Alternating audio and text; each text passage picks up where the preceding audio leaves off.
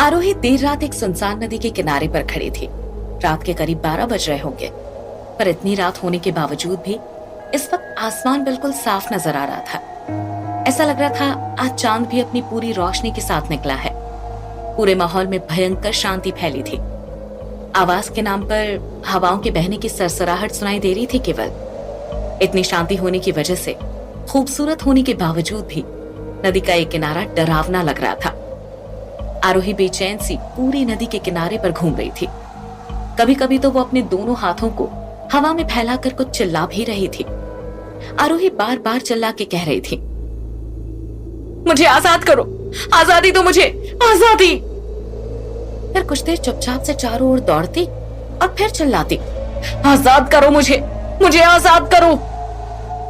आरोही की इस आवाज में एक मजबूरी, एक दर्द झलक रहा था, मानो वो तड़प रही हो किसी बंधन से आजाद होने के लिए। पर इस वक्त कोई बंधन नहीं दिख रहा था आरोही को। फिर भी बार बार आजादी के लिए गुहार लगाना उसे कुछ समझ नहीं आ रहा था। आरोही बहुत देर से नदी के किनारों पर चारों ओर घूम घूम कर ऐसे चिल्ला रही थी, पर अभी तक वो खुद भी नहीं समझ पा रही थी कि वो ऐसा क्यों कर रही है। उसने खुद को कंट्रोल करने की बहुत कोशिश की, पर हर बार वो यही बात दोहराई जा रही थी, आजादी, आजादी दो मुझे। आरोही की दर्द भरी आवाज अब हवाओं के साथ मिलकर गूंजने लगी थी। अभी ये सब हो ही रहा था कि अचानक से हवाओं का बहना बदल गया। जो हवा शांत और धीमे बह रही थी, वो अचानक से एक तूफान का रूप लेने लगी। देखते ही देखते हवाओं का एक बवंडर बन गया और आरोही के चारों ओर मंडराने लगा। हवा की स्पीड की वजह से अब आरोही की आवाज उस बवंडर के पार तक नहीं पहुंच पा रही थी। आरोही बुरी तरह से तड़पने लगी और अब पहले से भी ज्यादा तेज आवाज में आजादी की भीख मांगने लगी। पर उसकी आवाज उस हवा के बवंडर से टकराकर वापस उसी को सुनाई दे रही थी। अपनी ही आवाज को बार बार सुनकर आरोही अब बहुत ज्यादा तड़पने लगी थी। अब यह आवाज उसके बर्दाश्त से बाहर हो रहा था। उसने अपने दोनों हाथों से अपने कान बंद कर लिए और घुटनों के बल बैठकर जोर जोर से चिल्लाने लगी, आजाद कर दो मुझे, प्लीज। पर इस बार भी आरोही की आवाज किसी ने नहीं सुनी। उल्टा उस हवा के बवंडर के बीच से एक तेज बिजली का झटका आया और आरोही को दूर फेंक दिया। झटका इतना तेज था कि आरोही की चीख निकल गई और अचानक से उसकी आंख खुली। जब आरोही ने आंख खोली तो खुद को अपने रूम में अपने बेड पर पाया। शिट यार, फिर से सपना देख रही थी, कहते हुए आरोही अपना सिर पकड़कर बैठ गई। अगर अभी नींद ना खुलती तो आरोही को सपने में ही हार्ट अटैक आ जाने वाला था। इतना ज्यादा डर गई थी वो। अपने दिल पर हाथ रख के आरोही खुद को सांत्वना देने लगी। थैंक गॉड, ये सब सच नहीं था, वरना आज तो मैं गई होती कान से। आरोही अब नींद से तो जाग चुकी थी, पर अभी अभी जो कुछ भी उसने सपने में देखा उससे वो थोड़ा परेशान हो गई थी। उसे समझ नहीं आ रहा था उसने आखिर ऐसा सपना ही क्यों देखा। क्या मतलब था आजादी मांगने का और किस चीज से? वहां तो किसी भी तरह का कोई बंधन नहीं दिख रहा था उसे।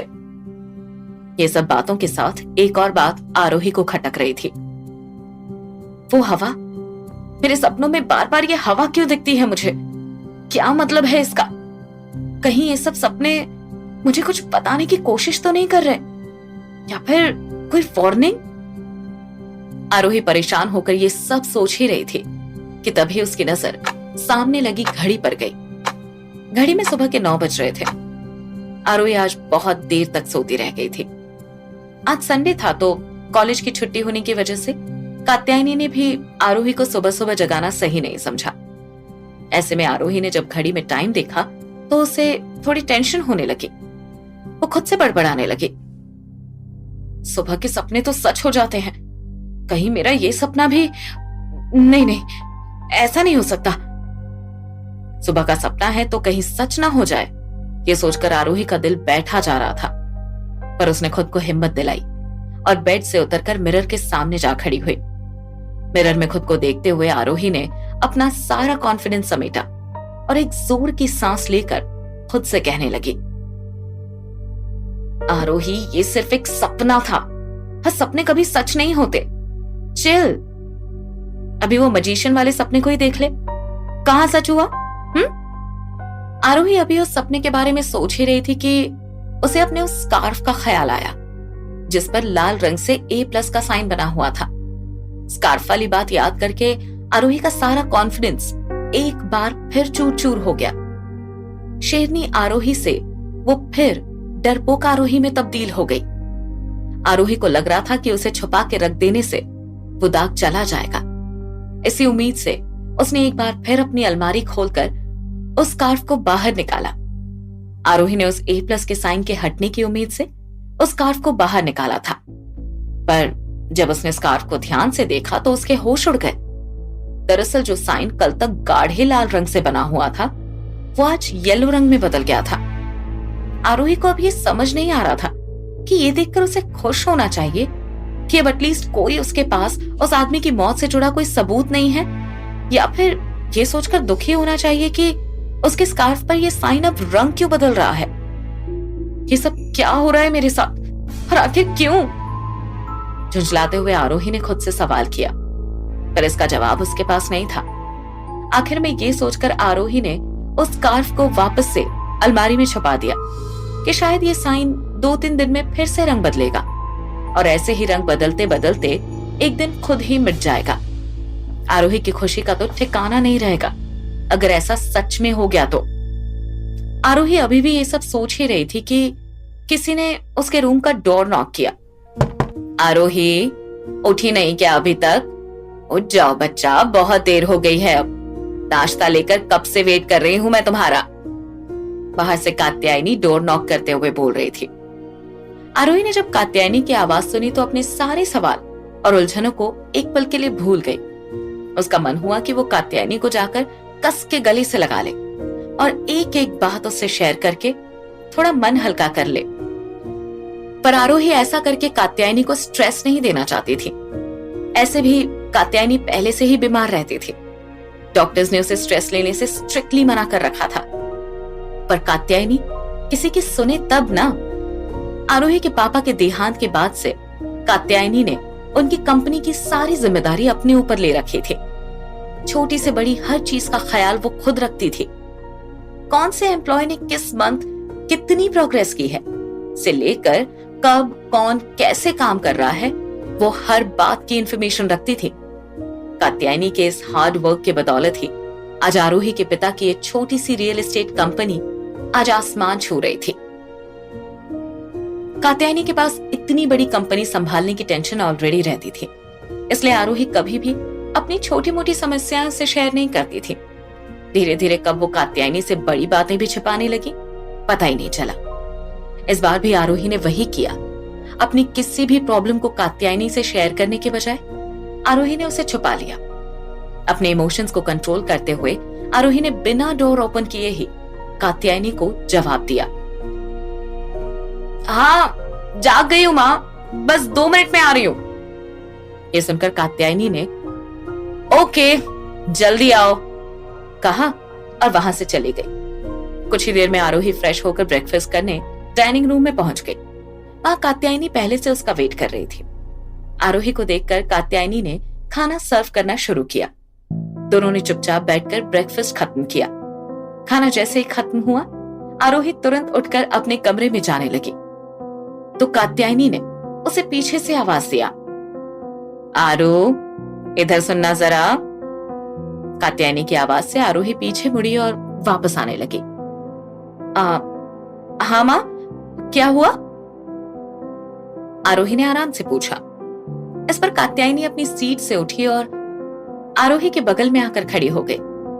आरोही के नजदीक आकर उसके सिर पर हाथ फेरते हुए कात्यायनी ने पूछा, बेटा सब ठीक है ना तुम्हारी लाइफ में? I mean, कोई प्रॉब्लम तो नहीं है ना तुम्हें? देखो, कुछ भी बात हो तुम मुझसे बेझिझक शेयर कर सकती हो। कात्यायनी के ऐसे सवाल करने पर आरोही थोड़ी नर्वस हो गई। कात्यायनी अगर और थोड़ी देर ऐसे कुछ पूछ लेती तो आरोही तो रोने ही लगती, पर आरोही ने खुद को संभाला और स्माइल करते हुए कहा, हाँ मॉम, कोई दिक्कत नहीं है। Everything is great in my life, don't worry. Arohi ने कात्यायनी की चिंता भांप ली थी। इसी वजह से कात्यायनी के ये सब कहने पर आरोही ने पूरी हिम्मत करके एक बड़ी सी स्माइल के साथ ये कह दिया कि उसकी लाइफ में सब ठीक है। पर यह बात तो आरोही भी जानती थी कि उसकी लाइफ में फिलहाल कुछ ठीक नहीं चल रहा है। आरोही का जवाब सुनकर कात्यायनी ने थोड़ी राहत की सांस ली, पर कहीं ना कहीं उसे भी इस बात का अंदेशा था कि आरोही की लाइफ में कुछ तो गड़बड़ चल रहा है। इसलिए वो बार बार आरोही से इस बारे में पूछ भी रही थी। अभी भी कात्यायनी को खोया हुआ देख आरोही ने अब थोड़ा सीरियस होते हुए उसका हाथ पकड़कर कहा, मॉम, मैं कह रही हूं ना सब ठीक है, फिर क्यों आप इतना सोच रही हैं? इतना स्ट्रेस लेना अच्छा नहीं है आपकी हेल्थ के लिए।